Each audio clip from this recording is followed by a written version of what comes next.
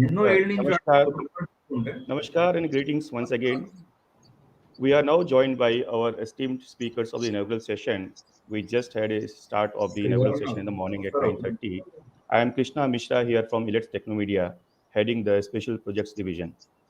In the morning, we had the pleasure of hosting the Central Minister for MSME, Honorable Shri Narayan Raniji. We are now taking further discussions to rest of the inaugural session of the day. A very warm welcome all the speakers here, Mr. Rajesh Kankipati, Mr. Naveen Sona, and Mr. Snehil Singh. This program, Atmanirbhar Bharat, started yesterday at 9:30. Given the challenges of the times, this time we had decided to do it on on a hybrid mode. Although we had been doing virtual conferences for the past 2 years, and it was a welcome change yesterday when we started a physical conference of sort. The day one was organized in Delhi, wherein we are joined by eminent speakers from Government of India, many industry leaders, and many state government officers also. The highlight of yesterday's Atmanirbhar Bharat Summit was the mega Gala award ceremony, wherein we were honored to recognize some of the best governance practices across the spectrum from various sectors of the economy, and we recognized some outstanding performance by public administrators. The objective was that these awards should serve as an inspiration not only to the officers but also to the public at large. Taking forward the discussions today in the day two of Atmanirbhar Bharat Atmanirbhar Bharat Summit, it's my pleasure to welcome here Mr. Naveen Sona, an IAS officer from Maharashtra cadre. Very warm welcome, sir. Thank you so much. Mr. Naveen Sona Natation is an IAS officer of 2000 batch from Maharashtra cadre. Shri Sona currently holds the post of Secretary to the Honorable Governor of Maharashtra and also Member Secretary Development Board Government of Maharashtra. Prior to this, he was serving as Managing Director of Maharashtra State Cotton Growers Marketing Federation, where he was instrumental in introducing technological innovations in agricultural marketing to boost agricultural income. Naveen has done professional courses on IoT and big data from Computer Science and AI Lab, MIT, USA. He has contributed to a book on big data published in US. He also coded in R and formally learned machine learning. Very warm welcome once again, Mr. Naveen Sonaji. Joining the inaugural speaker would be Mr. Rajesh Kankipati, an IAS officer of 2011 batch from Gujarat cadre, currently serving as Joint Secretary in the General Administration Department in Government of Gujarat. Prior to this, Mr. Kankipati was posted as collector in Sundarnagar district of Gujarat. We also have with us, I can see on my screen, Mr. Snehil Kumar Singh, a young IAS officer of 2016 batch from Kerala cadre. Snehal is currently serving as Mission Director, Kerala State IT Mission. Prior to this, he has worked in various assignments, including Sub-Collector of Ernakulam and District Development Commissioner of Kunnur. His special work includes Maradu demolition as per directions of the Supreme Court, COVID control in Ernakulam via guiding COVID Jagratha, and Corona Safe Network open source software platforms. Snehil is a BTech in Civil Engineering from IIT Roorkee and a postgraduate in Public Administration from Jawaharlal Nehru University. Very warm welcome, Snehil. Thank you. So I would request Mr. Naveen Sona for his opening comments. And before he actually steps in, let me announce all the viewers here and let me also inform that this program is being broadcast on a 3D virtual platform which has been developed in-house by Elets Technomedia. And people from the length and breadth of the country are quite right now hooked onto this program through this virtual platform. Plus also it is being streamed on the social media as well. A brief introduction about Elets Technomedia. Elets is a country's premier B2B media houses. Since 2003, we have been championing the causes of building a knowledge-based society through organizing various conferences. In fact, we had the pleasure of organizing one conference with Mr. Naveen Sona just before the onset of COVID protocol around two years back, an agricultural conference we did in collaboration with him as the program chair. Elets also is into the domain of business publications. We publish four magazines on four different verticals, namely governance, education, health, and banking. And the common thread binding all these four magazines is the promotion of and the usage of ICT based innovations in all these four sectors of economy. Plus, we are also into contact publishing and knowledge portals. Taking forward the discussions of this opening inaugural session of day two, the topic is very apt: India opportunity, embracing transformational governance to turn vision into reality. As we step into a new world order in the post COVID era, a paradigm shift has been witnessed across the spectrum in the entire globe. How were we able to handle this crisis? What are the opportunities which are there before us? And how can we leverage technology? And how can we turn the table around and become one of the leading economies in the world? Let me invite Naveen Sona for his opening address, please. Thank you so much, Sri Krishna. Thanks to Elets for having me over, and good morning to all the viewers. It's a pleasure to be part of this event, and it's a very important and topical question, like what is the post COVID scenario, and how are we going to handle it? So, as in the few minutes, I'd give my own experience and the immediate onslaught of COVID, and how, despite the COVID, in my previous assignment, we were able to push close to 10,000 crores of government funds into the economy, bang in the middle of the COVID crisis, and that was all thanks to uh, end-to-end computerization. But before I say that, I just like want to uh, give a kind of my own experience on seeing how in the last more than a decade and a half, how this transformational governance is now come to a very mature stage in our country. And given my own interaction with Elite's team and the wide spectrum, I would just like to speak a little bit about that. Now, first we have to understand what exactly is innovation. Is innovation in government or in government the same thing as innovation in the private sector?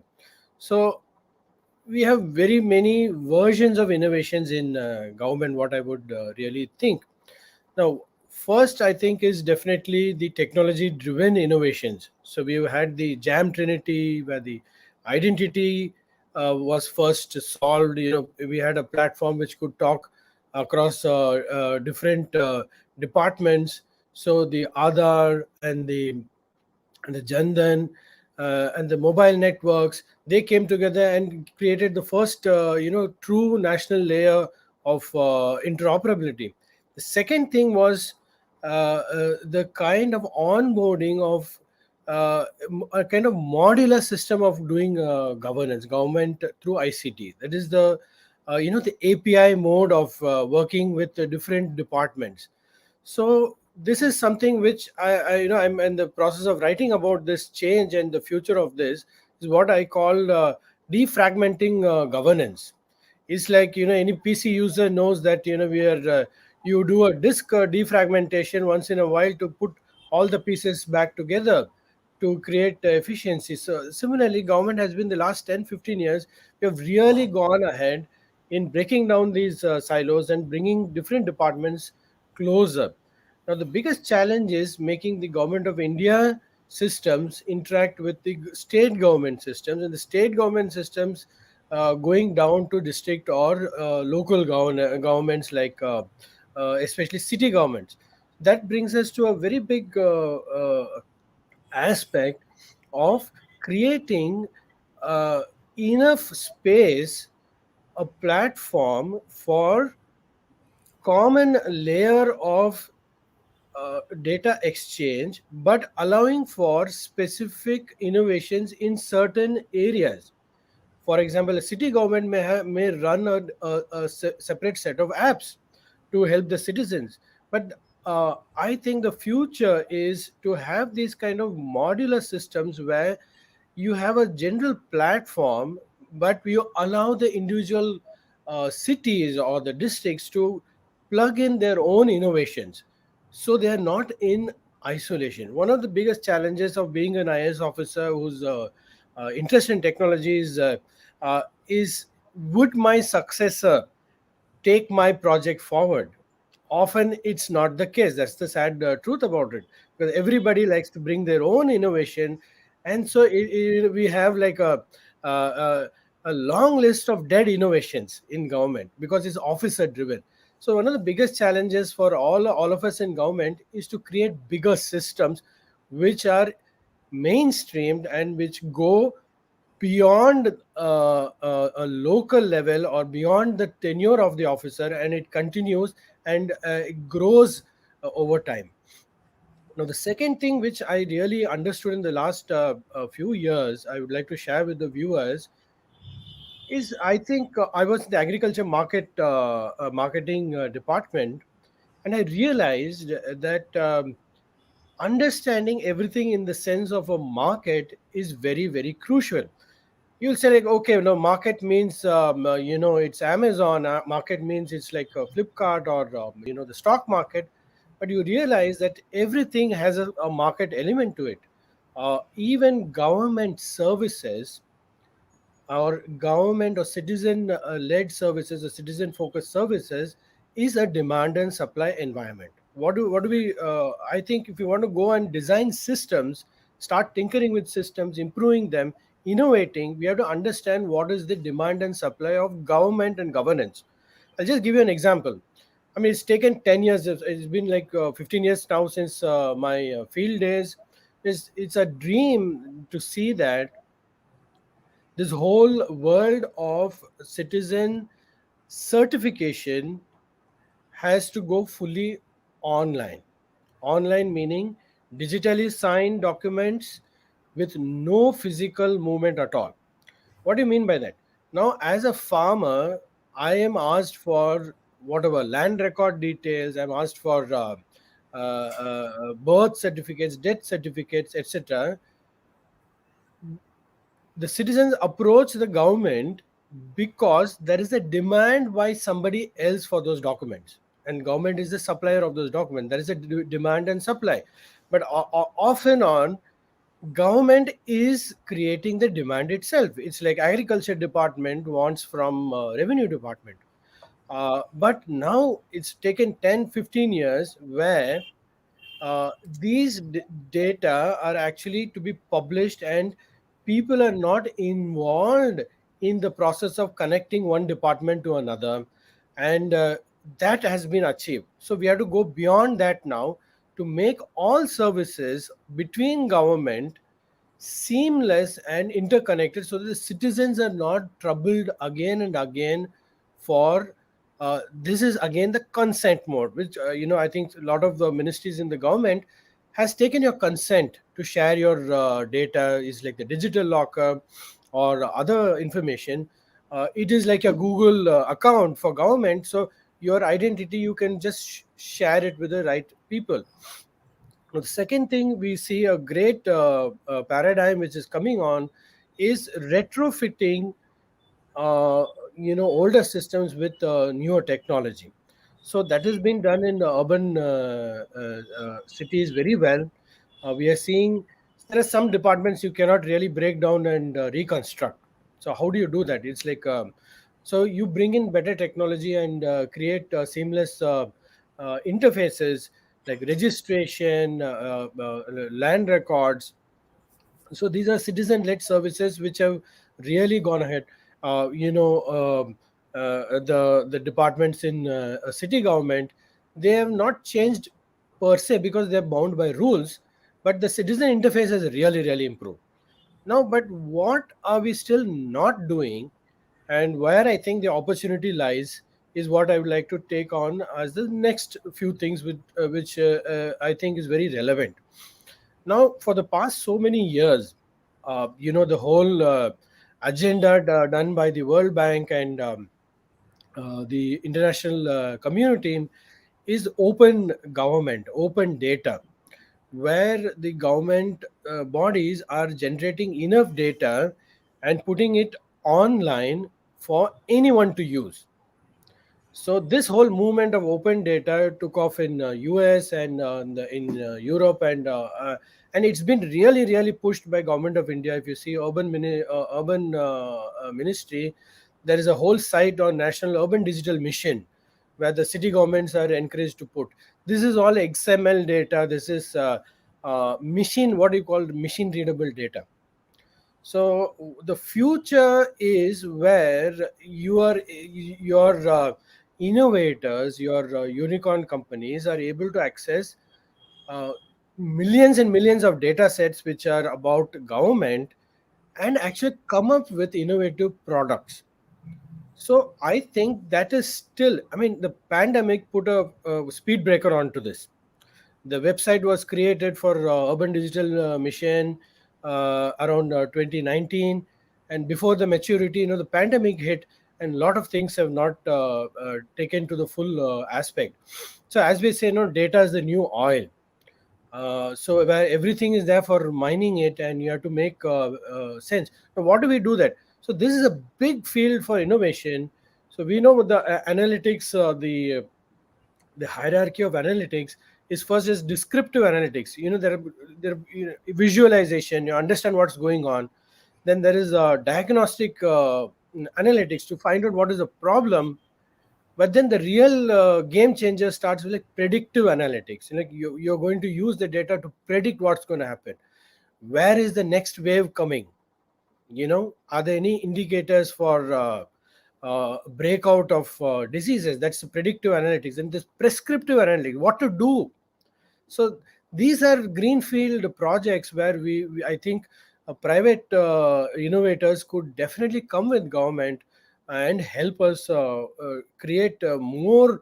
I think it's all plug and play future. It's just like Apple iStore or we can't create new platforms for private sector to play with. So all we need is a big platform, and we should encourage an API mode, plugin, and modular way where everything is set to interconnect with existing platforms. So, and one of the biggest things which is happening is, we had the India stack, we had layers of. Anybody who's dealt with computer science knows that the internet works on a set of layers of protocols, what we call the TCP/IP protocol. So we have got many layers. There's a data layer, there is a security layer. Now we've got a finance layer seamlessly running on it. The payment system is so amazing, it is disappeared. Now we don't really bother about payments anymore because it's kind of disappeared. So the next level, I think, is the blockchain. Now that will take me to what we did with the cotton smart cotton project, which I designed and launched. uh, is a powerful tool of blockchain. Now, blockchains in Maharashtra is being used extensively for many departments are using it. Be it excise, registration, and there are hundreds of use cases in Maharashtra. Government of Maharashtra has really pushed blockchain, but I think the scope is huge. I'll give you an example of what we did with the cotton market. Now, the cotton market, I was involved in procuring raw cotton from farmers on behalf of Ministry of Textiles. We pay the farmers, then we process the cotton, convert it into bales. We sell the bales, we sell the seeds, and we recover the costs. And rest is reimbursed by the government of India. Even though this sounds simple, it's a huge operation and spread over entire Maharashtra, and it is it deals with day and night of work. Now, the challenge was that these products, agriculture products, are unstandardized products. You have to test them, and only then you know what they are. It's like walking into a clothing store and there are no labels. It doesn't say whether it's medium, large, XL, nothing. You have to wear it and see, only then you know whether what's the size. Similarly, these are unstandardized products. So we started standardizing them, and the project to be designed was actually to put the product information on the blockchain. Now we've got product info on the blockchain, including which farmer's field it is from, what is the seed it is being used, and also there are two kinds of standards. There's a product standard and a process standard. So what kind of processing we are doing? Processing adds a lot of contamination. So if you are a zero contamination process, then you get a premium. So we created a whole online platform where we put product standards and process standards on blockchain, and we were able to create extra value for the farmer. It's more money in the pocket. Now, again, because these documents are on blockchain, they are unmutable and nobody can tamper with it. That's a proof for banking finance. Now, the future of this is how a simple asset can turn into a financial asset by asking banks to actually fund the it is called trade finance in international language. So you can put it in your warehouse and raise money based on the independent document which is on the blockchain. So this is a big. This was approved by World Bank. Now it's under process. So blockchain is a huge layer. I think in the near future it's going to disappear, and we are not even going to know that there's a blockchain operating on a platform in the background. And so I think there is enough areas to work in. The last two three things where I think there is more innovation waiting to happen is of course digital health. That's a whole field on itself. Electronic health records, EHR, and electronic medical records, EMR, is a huge future. And the data analytics running on digital data is again it's a billion dollar, it's a few billion dollar business waiting to happen, and developers are not actually going and creating products enough for this sector. Now the digital health mission, in fact, has been launched recently, and that's a huge field where we are putting standards for private hospitals and public hospitals to push data into the digital realm, which can be analyzed. So this is a big field, and of course the thing we are all waiting for is something, the IoT, which is my own area of interest. The smart cities project is not the only place where IoT can help. It could be agriculture, it could be logistics, it could be anything. It could be health. Simple example could be, smart parking meters, smart parking apps, or a more critical example could be, um, a wearable device on IoT based device, which actually, if suppose a person is having a heart attack, it could actually auto trigger emergency call for an ambulance. It's quite possible. So there are so many things which are possible in IoT space. And the last thing is something called smart contracts. I mean, like there are states like Andhra Pradesh, Telangana who gone on to Ethereum blockchain. Smart contracts is again a very powerful system where there are inbuilt triggers for the document to execute itself. I don't think there's enough work being done on smart contracts. Again, it's a blockchain based application. I think that's a huge space. And all of this is based on a lot of data. I think we need to have live data running.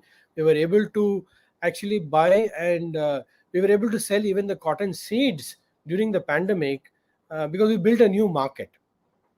We built a new market where the sale of seeds was over 500 locations. it was physical auction, we converted to digital auctions. We bought, we converted one market all over the state, which was 500 markets. We brought it under one roof, and online, end to end online, no cash. It was a seamless banking transaction, and that was that was a 4,000 crore operation, selling seeds. So I think as government projects, we need to break down these old systems and rebuild them to, because so many options are there. And I think the kind of work Elites does is to show us how the innovators work. And we are really happy to have a platform like Elites, which always shows the best of what's happening in the country. It's always a pleasure to be with the Elites program. So I think I would stop here without taking much time. And I think in a short, Atmanirbhar Bharat is not about the deglobalization. A lot of people feel it's, are we deglobalizing? Are we going looking inward? No. I mean, the global value chains, if you know, a simple pair of jeans goes through five different countries before it comes to a place. The zips are made somewhere, the stitching is in Cambodia, and something else happened. The cotton is from India, and so on.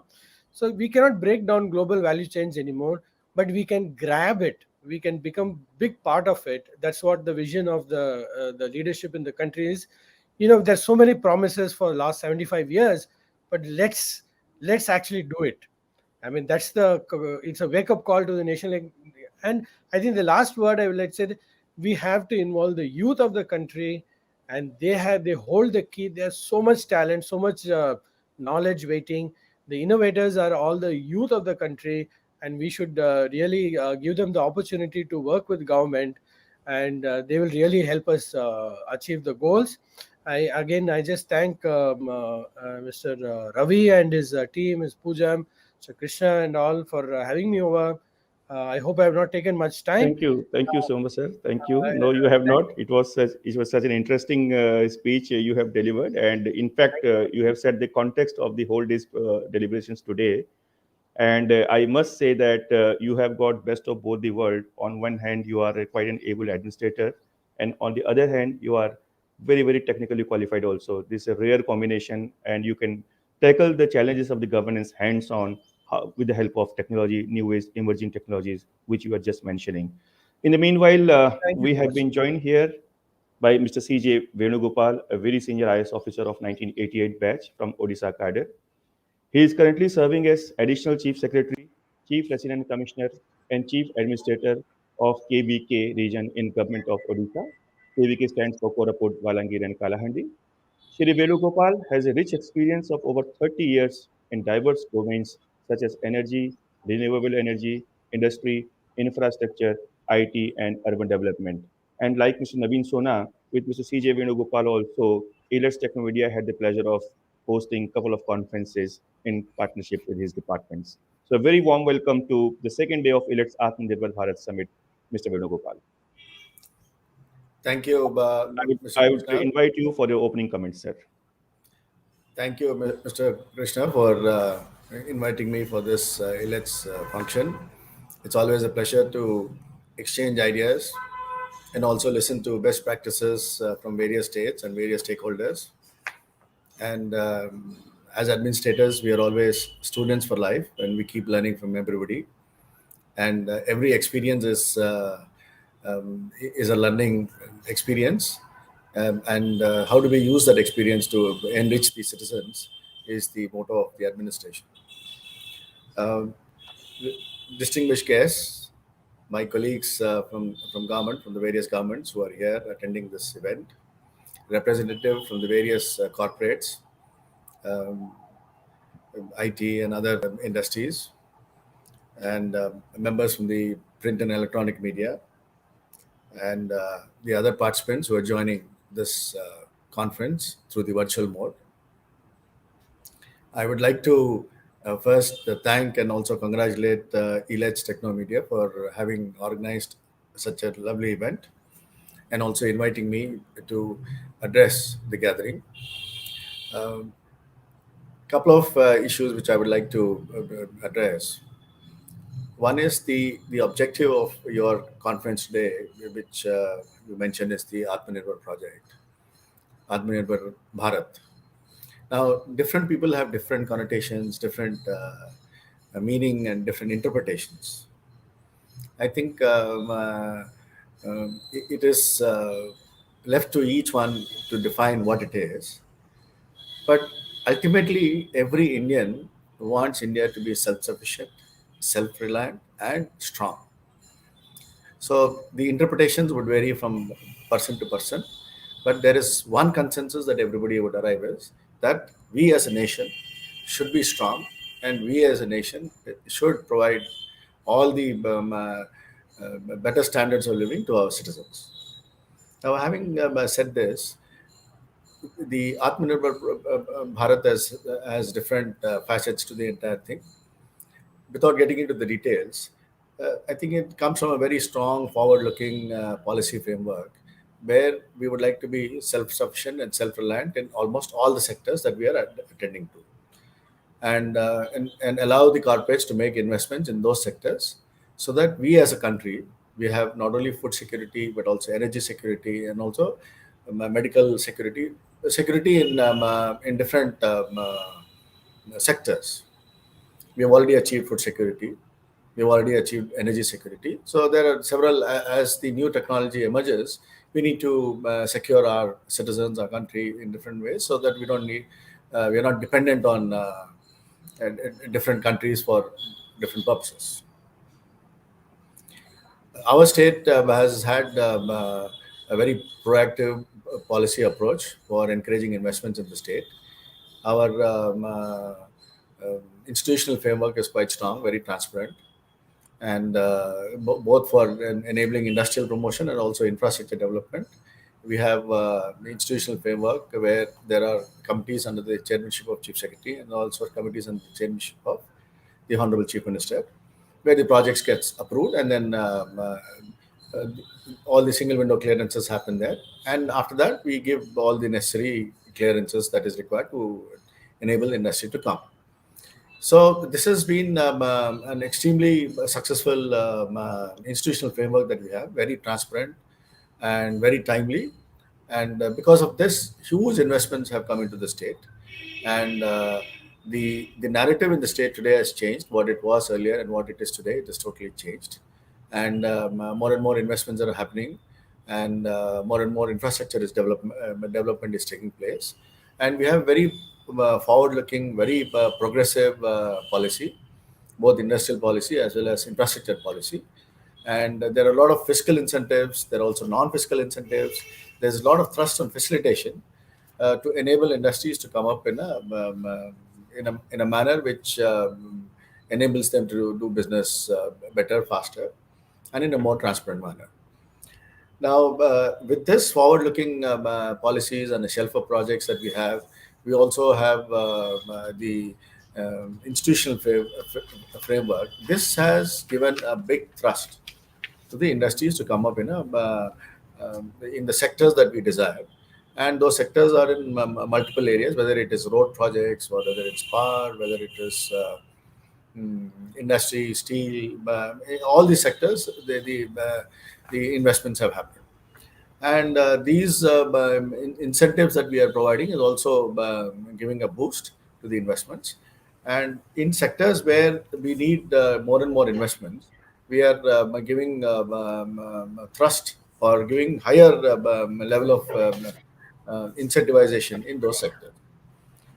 And our government, under the chairmanship of Honorable Chief Minister, he has indicated this program called 5T, which basically enables a transparent government through a team effort, enabling timely achievement of all the goals that has been defined, using technology as a platform so that we can have a transformational governance, enabling better services to the citizens. So keeping this 5T in place, we have been doing a lot of work in the technology space, and all the departments in the government have been working very very hard. And as you know, governments have multiple departments, and within departments there are several other directorates and PSUs, but all of them are coming together. And technology is a great force multiplier. And because of this IT enabled solutions that we have designing, there is a huge, I would say, uh, improvement in the service delivery to the citizens. Like, for example, we have several initiatives that has taken place in the in the ICT initiatives that we have done in the digital transformation that has happened to enable both improving the efficiency of the delivery system and also the accountability of the system. And this has a good impact in the ground. For example, our public distribution system today is totally on a digital platform, and Aadhaar linked. The leakage are all plugged. It's a system which is working so efficiently. So also the paddy procurement system. The paddy procurement system, the tokens are given to the farmers, and it's on a blockchain, and the farmers get their tokens, and then go to the mandis and make the payment, make the payment, give the stock, and take the payments. This is such a beautiful digital transformation that has happened, and this is happening in the most interior pockets, not necessarily in IT corridors only. The biggest achievement of both PDS as well as paddy procurement is this has happened in the most interior areas of the state, in the rural areas where agriculture and the farmers. So the technology that we have developed is something which is user friendly, and that has made a huge difference where the common man is able to adapt and utilize the platforms that have been developed.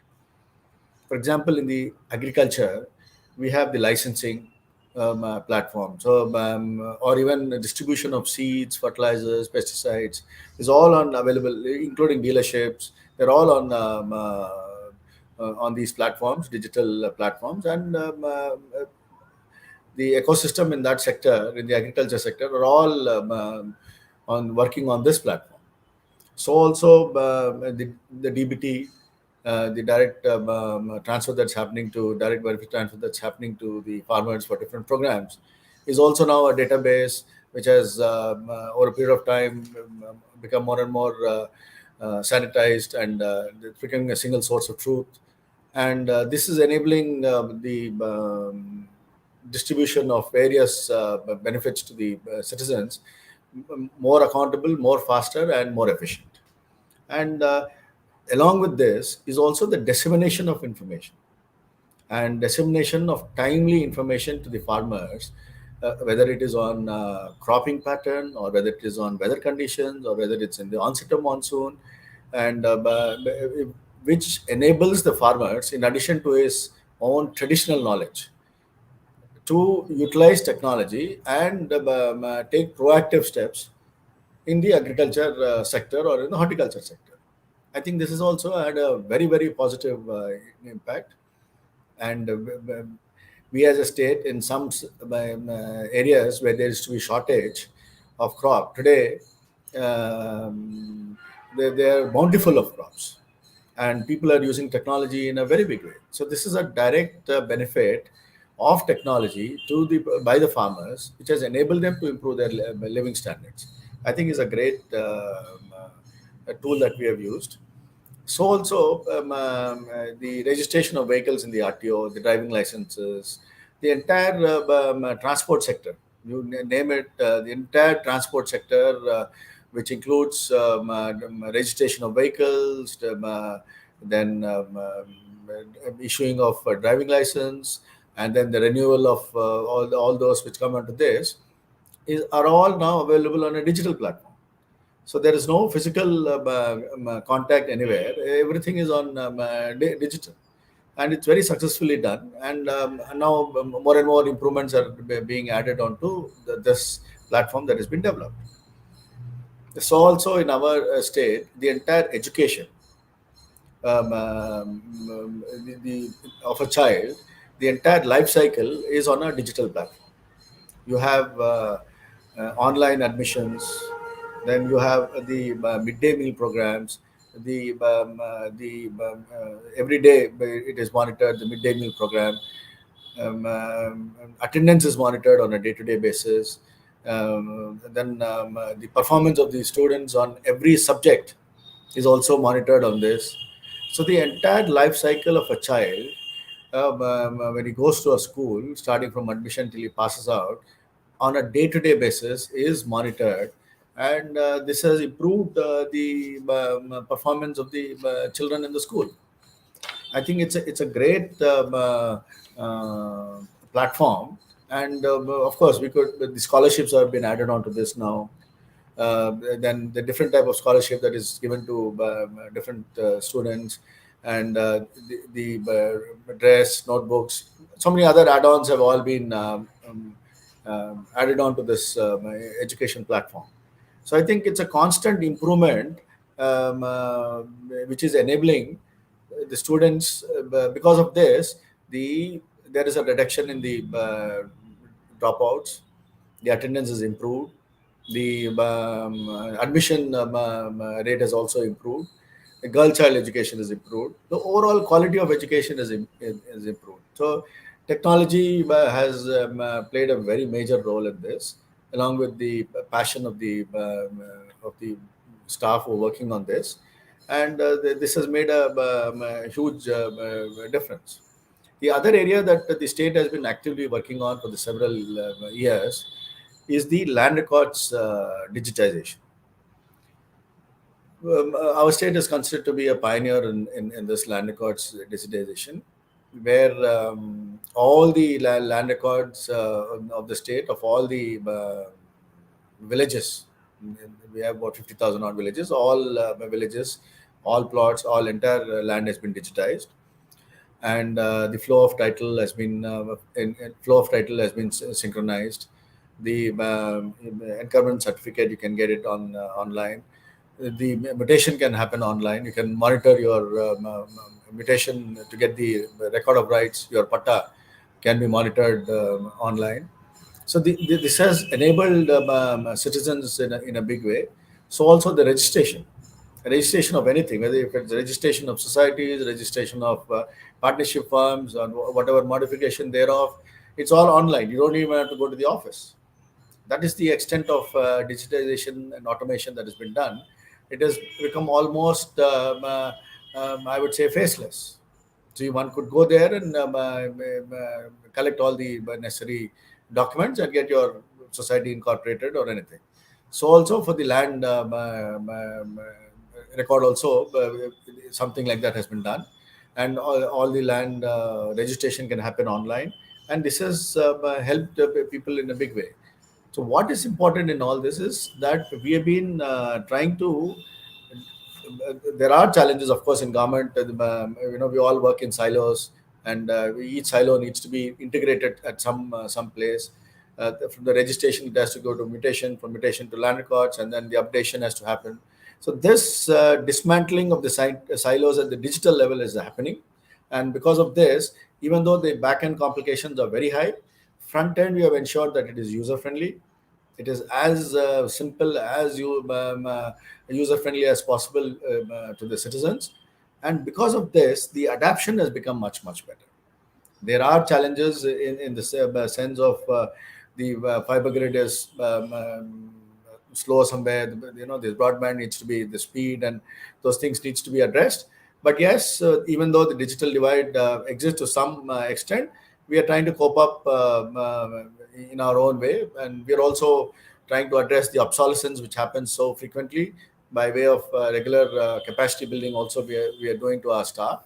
Because of this capacity building, the staff is also becoming, I think the entire system, I would say, including the hardware, software, people, and then the entire infrastructure, the digital transformation is becoming more and more adaptable and more resilient.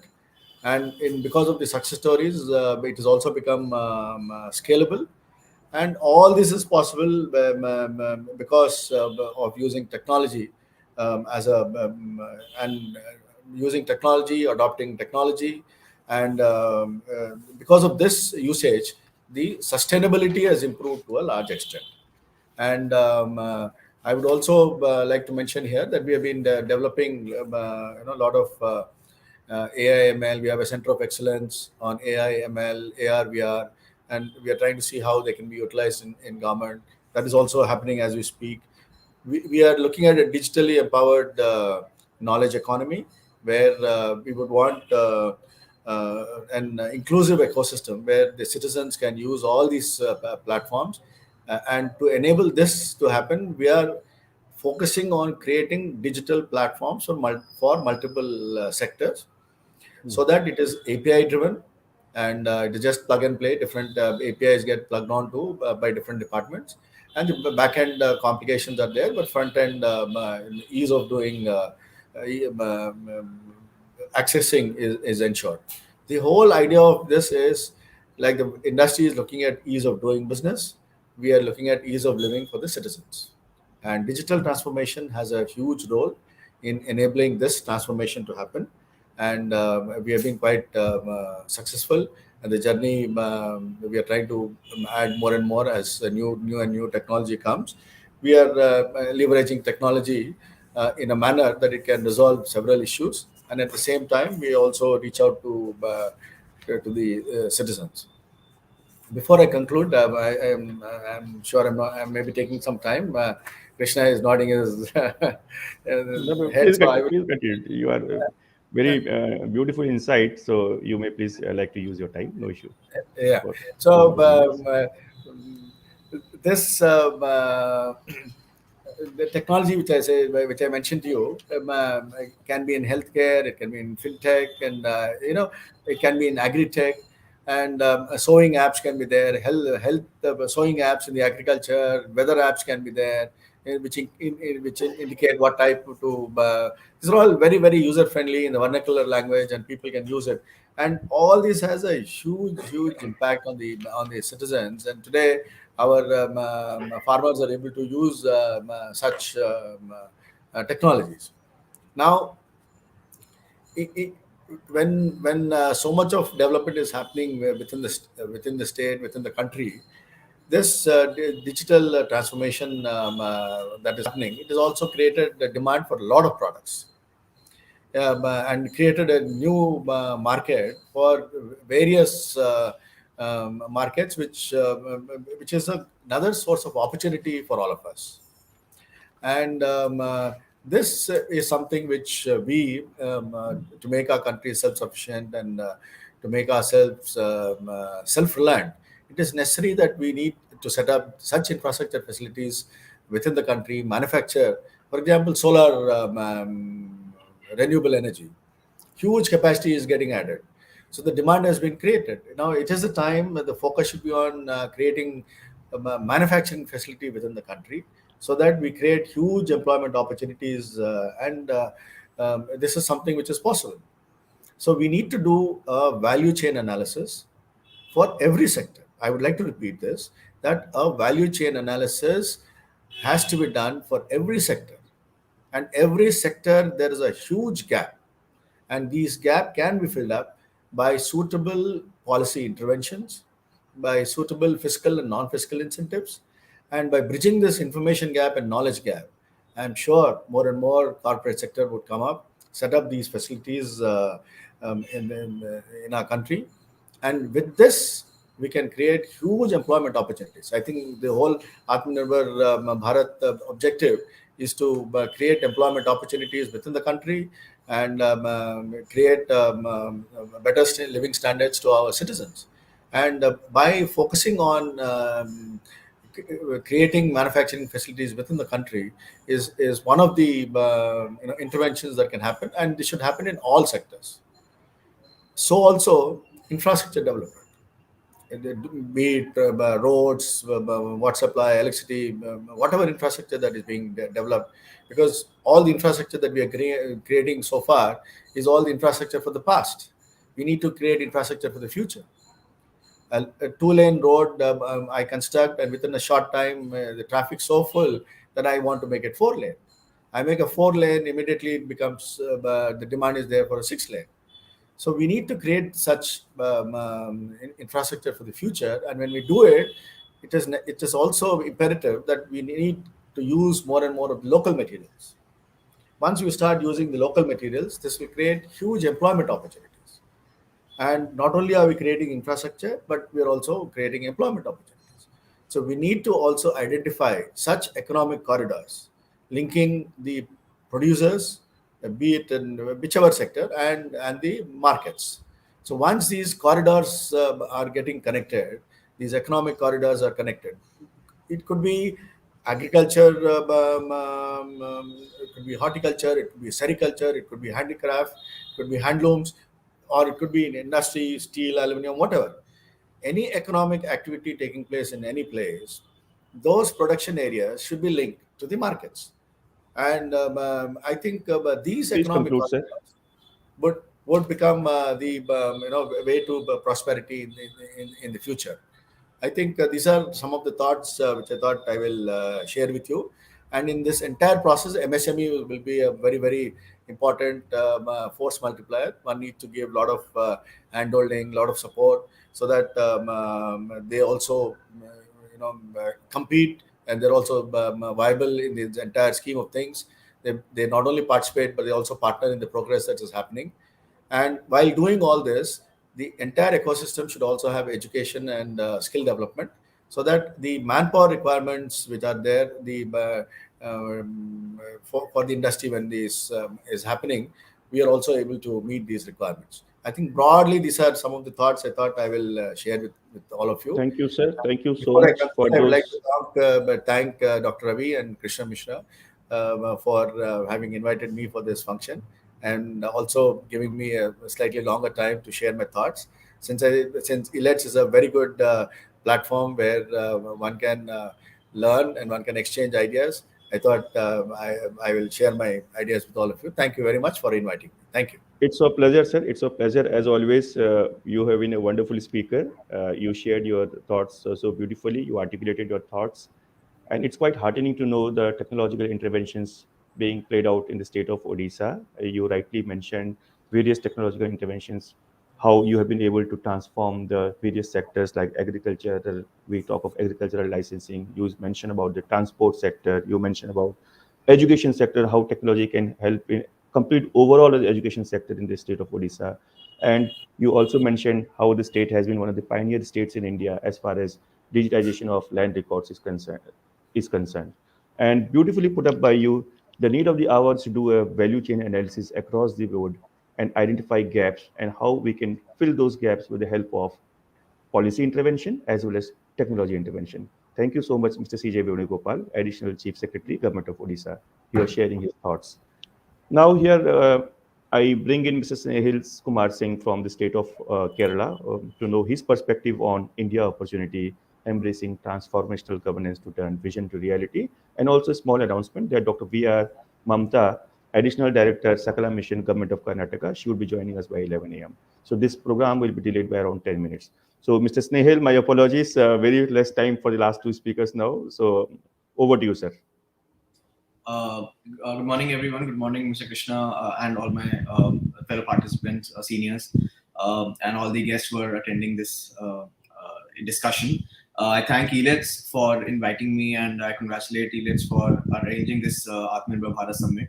And as when we are talking about such a broad topic of of transformation, everything comes down to, as per my understanding, that the next level of transformation will only be driven by technology, because that is the only available option with us. And with the entire gamut of available opportunities that governments and private sector has, I think the scale of transformation will be incredible. So with this, I would just like to specify a few of my understanding on these issues, and how I feel that the transformation is going to be driven across the systems. Now, I would want to split up the entire point of transformation into three different elements. One would be the innovation in the sector itself. It could be agri, infra, tech, finance. Those innovations are a particular element which will be driven by the private sector specifically. Then second element is the innovations and the new transformations happening in the applications which are being developed by the government for the citizen interaction. Now, every department has some particular applications which which they're providing services, if they're providing any resources, if they're providing any inputs or anything. So every department would have their own applications. So there has to be certain innovations in that particular element also. The third thing is the ultimate target of unification of all these applications, unification of all these processes, so that the processes are well run. They're not operating in silos, and the effort and the cost overall for the citizens as well as the government comes down. I would want to specifically point out on few things which are very crucial, which we have realized in the past few years. That coming to the second element, which I was talking about, the application being developed by the concerned department for providing services. Now in Kerala, we have some major partners, we have some major players who will be developing these applications for us. In the government sector, we have NIC, we have our own in-house software development teams who are doing that. Over and above this, in the past 5 to 6 years, we have very actively engaged startup companies located in Kerala to build those systems. So in the last 1 year itself, we have around 60 to 70 startup companies developing products, developing applications, some tools for the departments to be used in a particular domain. Now, what it does is it creates a lot of businesses within the startups, within the local guys, our companies, for the government, and both of them are equally benefiting out of it. Now, if I'm sure like all people would agree to me that the government systems in itself are not very complicated. They're very simple systems. It is just that how you implement it, the better implementation it happens, the better result it will bring out to. When the systems are not very complex, it gives a lot of opportunities for the startup companies, for our developers, our tech innovators, to bring up new solutions using new technologies, using AI, blockchain, ML, to create something new. And I feel that I can be proud of this fact that in Kerala we have been trying to do this as much as possible, and with a very highly active startup and government interaction, we have been able to get a lot of interesting products coming out of it. At the same time, when we're talking about startups developing products for the governments, we also have to see that who manages those applications. And which brings me to the second point in this particular element, that the major challenge for any government or for any organization, I feel in the future, would be to have trained people to manage these systems, to manage these operations. So I think that we have to gradually build up our skills, build up our capacities and capabilities so as to operate and run these systems. Now, I'm not specifically talking about software developers or system admins or database admins, not just them, but general understanding of how tech systems are evolving. Now, coming to the first element, which I was talking about in the sense of innovations in agri, infra, and technology, these are creative inputs which only a corporate structure or a private individual can develop, because they have an incentive to do that. Generally speaking, governments do not have an incentive to innovate too much beyond what is in the mandate, because we are into the service delivery, into the public service delivery. But the new technology development is a very different field. It has a lot of different elements. Now, but at the same time, governments have provided conducive environments, and I can give you a very clear example that in Kannur district of Kerala, there is a university professor who has sat down with 4 students and tried to develop a smart agri sensing system, which is IoT linked and is providing great analysis, great data points for the farmers, and the information is being properly maintained and shared with all the stakeholders. Now that project has now been is now in the process of being picking up by the agriculture department themselves, and for a statewide rollout and trials. Pilot has already been done, but we want to scale it up further. Now, once that happens, we need to see that certain these kind of innovations have to be allowed in every sector. In terms of very basic project management, in terms of civil engineering, in terms of construction, in terms of data sharing, in terms of IoT, in terms of 5G deployment, which is going to be the next major challenge and the next major opportunity for everyone, for the governments as well as private sectors, including. These conducive environments have to be created so that it brings everyone together, because the problems are identified now.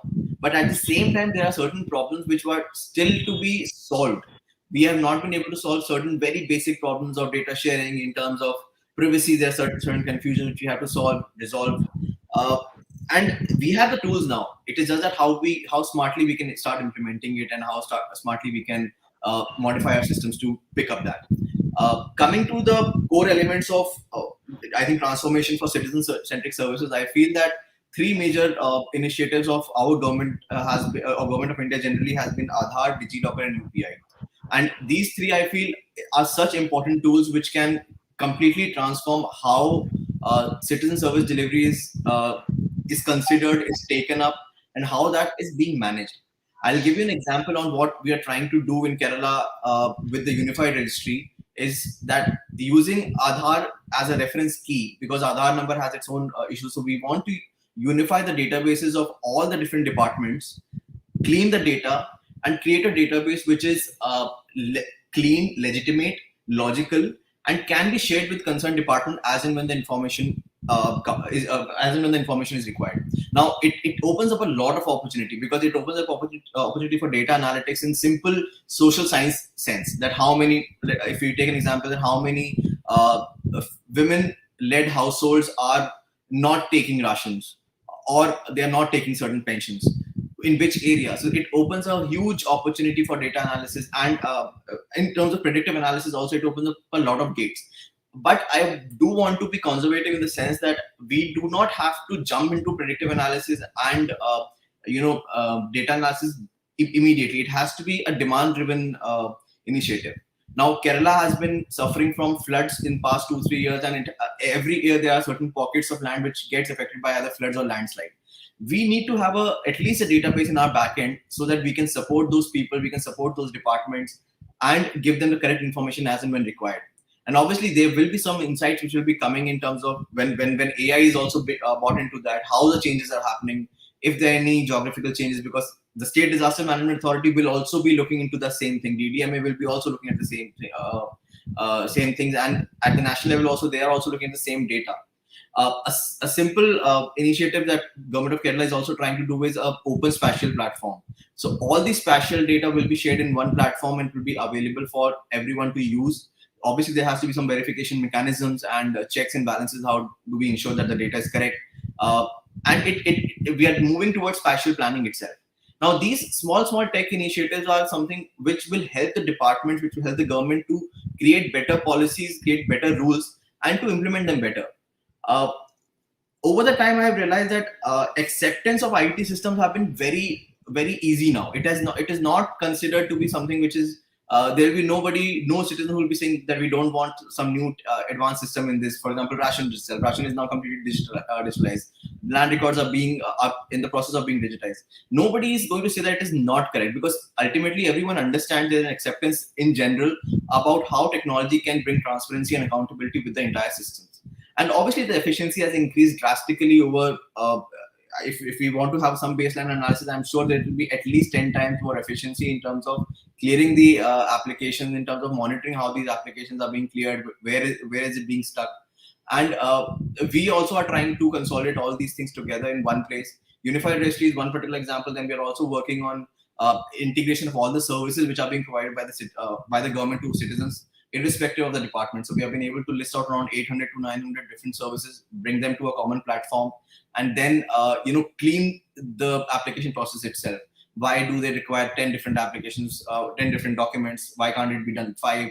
DigiLocker integration is being pushed for every particular department application, so that the citizens don't have to bother with uploading documents again and again. There should be an automatic verification system. So there have been a lot of interesting developments in terms of integration of all these services which are being taken up.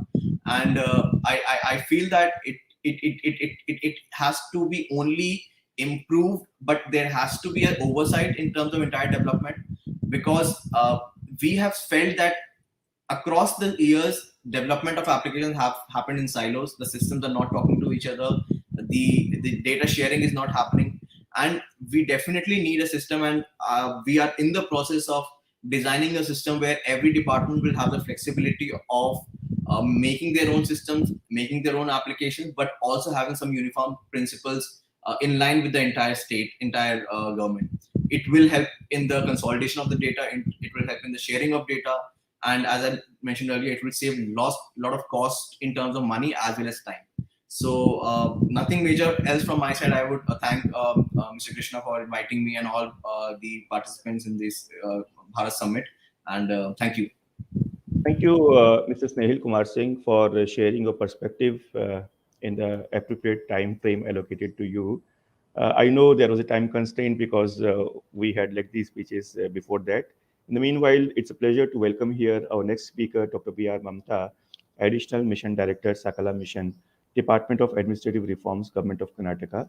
And just for the information of Dr. Mamta, that we had a very insightful talk earlier by Mr. C.J. Venugopal, Additional Chief Secretary and Chief Resident Commissioner, Chief Administrator of KBK region in Odisha, and followed by Mr. Naveen Sona Natation, Secretary to Honorable Government of Maharashtra.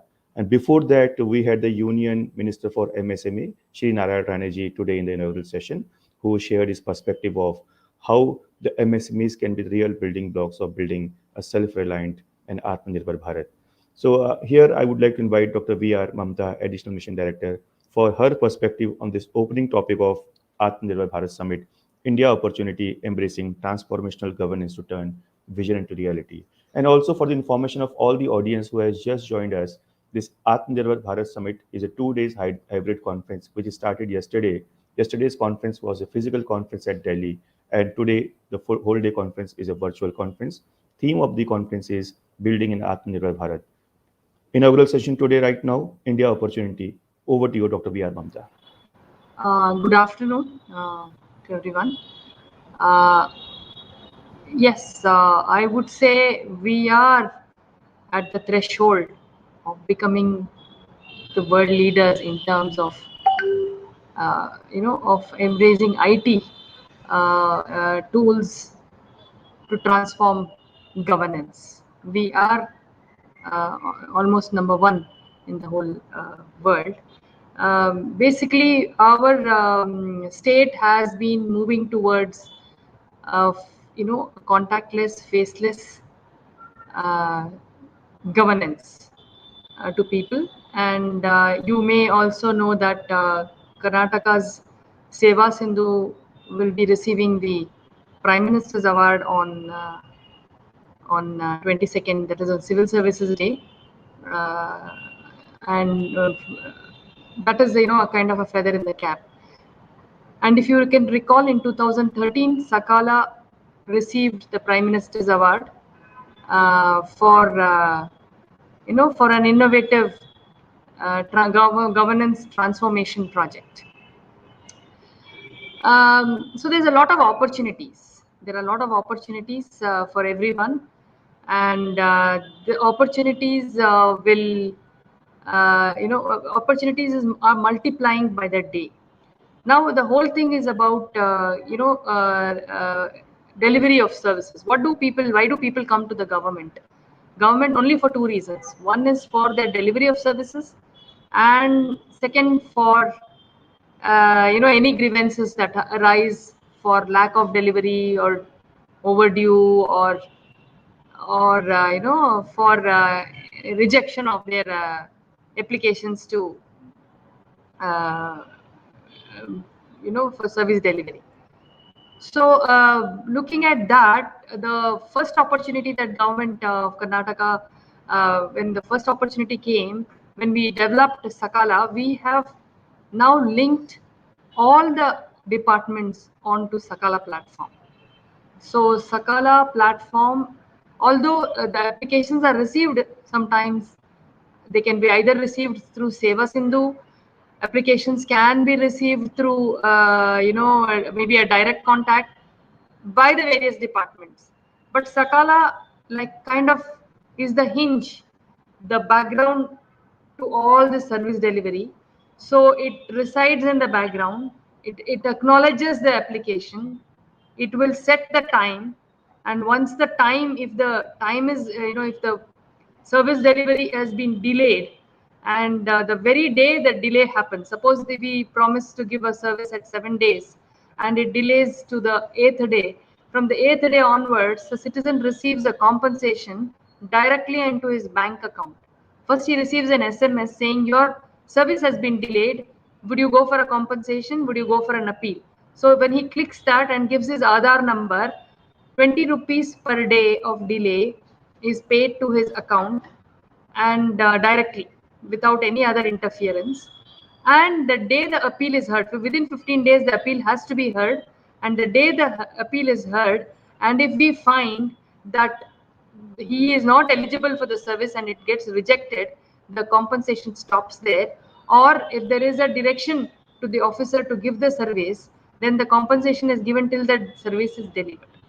So this is again done, it is not is contactless. We use mobile technology a lot to give them SMS, to give them an acknowledgement of the applications that they have given. And Seva Sindhu is the platform on which there are 700 services on Seva Sindhu and 1115 services on Sakala. So Sakala keeps monitoring it. If it is rejected, Sakala will ask why it has been rejected, what is the reason for rejection, and Sakala will alert officers, head of the departments, when it is due for, suppose any application is due for, service delivery next day and it has not been done the previous day, an alert goes to heads of departments, and Sakala monitors regularly to check all that. So that itself makes life of citizens much easier. And now that we have also introduced data analysis or data analytics, as he was talking, is done in a very big way. We analyze whether service can be given earlier. We analyze whether service delay is due to the number of levels, and a lot of level jumping is done. We analyze and see who is giving it faster, who is giving it slower, who is delaying it, what is the mechanism in which that is being done, whether they require a Seva Sindhu link, whether they have their own system, whether that system is linked to us, whether we have to ensure that citizens payment is done beforehand or even after. Most often we try to make the citizen pay while the service delivery is happening, not earlier. So there's no cost, it's a free service. So some things like that are done.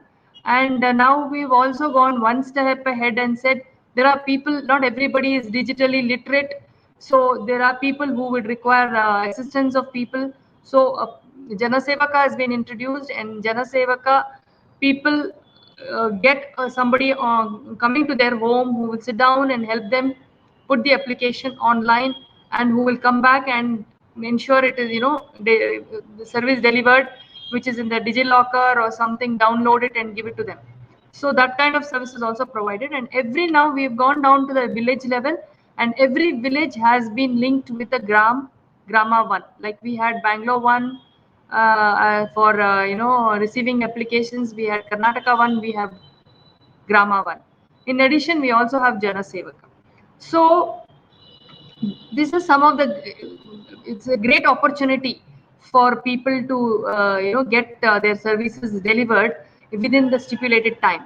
That itself transforms the life of citizens and makes it much easier, builds confidence in the governance, and also allows people to if they have a grievance, we have a call center, a 24/7 call center which works, a toll-free number. So anybody can call from anywhere, and suppose they can call and ask for Jana Sevaka, they can call and ask for any services, or what are the services in Sakala, what is the procedure, what are the documents to be done, and if they have a grievance, they can also talk to the call center. It's a 24/7 toll-free number, which is a very popular number. And and we are also doing something called service audit. Again, online service audit is done on all the services, and reformations are made, and some kind of transformations of services are done, reorganization or re-engineering of services is done. And so that also happens. Something we have introduced lately is something called Citizen Happiness Index. So again, online we pick up people's every person who has got a service delivered, his satisfaction, if whether he is happy, unhappy. If he is unhappy, we find out why he is unhappy. Another questionnaire is delivered, administered to him. So the citizen happiness is again online. It comes on mobile. It asks you whether you are happy with whatever services you've received. If you are happy, you have to click on one link. If you're unhappy, on the other link. So when a person is unhappy, the call center will call him back and ask him why he is unhappy and administer a questionnaire. So a lot of analysis is done, and we find that 92% last month, the happiness index, as we call it, was 92%. So every month it changes. We do analysis of why somebody is unhappy, what is that they require. In addition, we have introduced something called citizen requirement study. This citizen requirement study is being done by door-to-door kind of a survey, and we are not really using technology. We are using technology in terms of having it administered on a on the mobile. So the questionnaire, the person who goes there uses his mobile and uploads the answers to the questionnaires and understands what are the requirement of the citizens and how would they want the service delivered, what are the various issues that are coming up. All that is done through the thing and by people called Sakala Mitras. Sakala Mitras are those people who voluntarily come to assist Sakala, and they help us in their own localities to spread the word about Sakala, to also administer the citizen requirement study. So this is all that we have done with Sakala to transform, use the various opportunities that are available to us. So or in addition, Sakala piggybacks on many other initiatives like Mahiti Kanaja.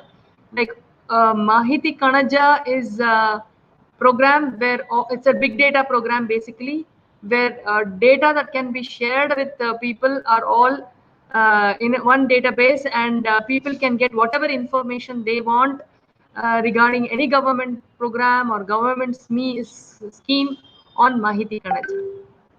And there is something called Suvidha, which a platform which enables citizens, is like a chatbot, and it also has other mediations where it helps people understand various government schemes. You can either do it through the call center, or it can be also you can type and get replies to various things. And incidentally, one happy news is that Sakala has been judged as the most citizen caring services. Citizen caring service and department. This is the thing I can tell about Sakala.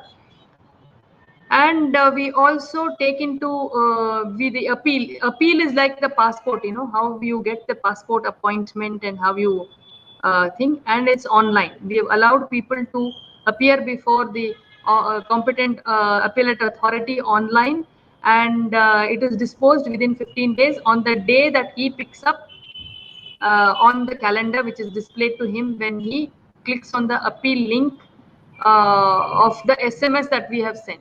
We send an SMS saying you're eligible for appeal. So when he clicks on the thing, he gets a calendar where he picks up the date, and then he appears online or on the mobile, or on comes in front of the officer depending on his convenience. Thank you. Thank you, Dr. Mamta. We have just overshot the time limit. The next panel is waiting and the link will go off. Karnataka has always been at the forefront of innovations, and many congratulations to the entire team for being conferred with the Seva Sindhu Award by Prime Minister of India. And I am aware that your Sakala mission also was conferred with a similar award a few years back. Many, many congratulations to you and your entire team.